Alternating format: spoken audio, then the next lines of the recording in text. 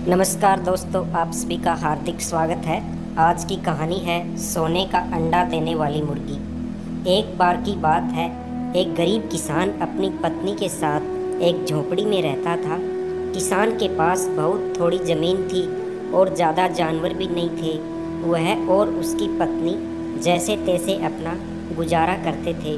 एक बार किसान किसी गांव से लौटते हुए जंगल के पास से गुजर रहा था। तभी उसे वहाँ झाड़ियों में एक मुर्गी दिखाई दी। मुर्गी को देखकर किसान ने सोचा कि यह किसी की पालतू नहीं लगती, तो क्यों न इसे घर ले जाया जाए। मुर्गी के अंडों से कुछ तो कमाई होगी।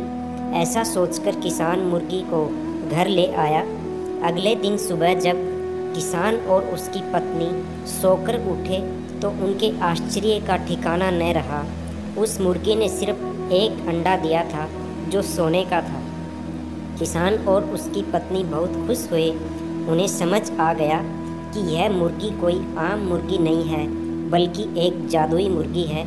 अगले दिन भी वही हुआ और उसके अगले दिन भी वही। नियम से रोज़ वह मुर्गी सुबह सोने का एक अंडा देती थी। मुर्गी के सोने के अंडे से धीरे धीरे किसान और उसकी पत्नी की गरीबी दूर होने लगी। अब उन्हें पैसों की कमी नहीं रही, लेकिन समय के साथ किसान और उसकी पत्नी लालची होने लगे। उन्होंने सोचा कि अच्छा हो अगर मुर्गी रोज़ सोने के ज़्यादा अंडे देना शुरू कर दे। दोनों का लालच दिन प्रतिदिन बढ़ने लगा।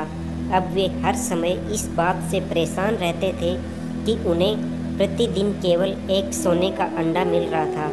ऐसे ही अचानक एक दिन दोनों को विचार आया कि अगर सोने के अंडे दे रही है तो उसके अंदर का हिस्सा भी निश्चित रूप से सोने का बना होगा।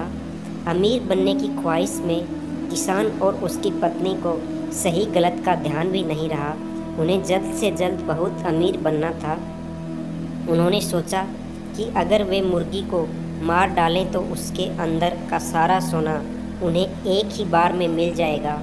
लालच में फंसे हो चुके किसान ने बेचारी मुर्गी को पकड़ा और वहीं पर मार डाला। जब उसके चाकू से उसका पेट फाड़ के देखा तो अफसोस हुआ, वहाँ कोई सोना नहीं था। अब किसान और उसकी पत्नी सोने का एक अंडा पाकर भी संतुष्ट नहीं थे। उन्होंने लालच ने जकड़ लिया था, वह उन्हें और भी ज़्यादा सोना चाहिए था।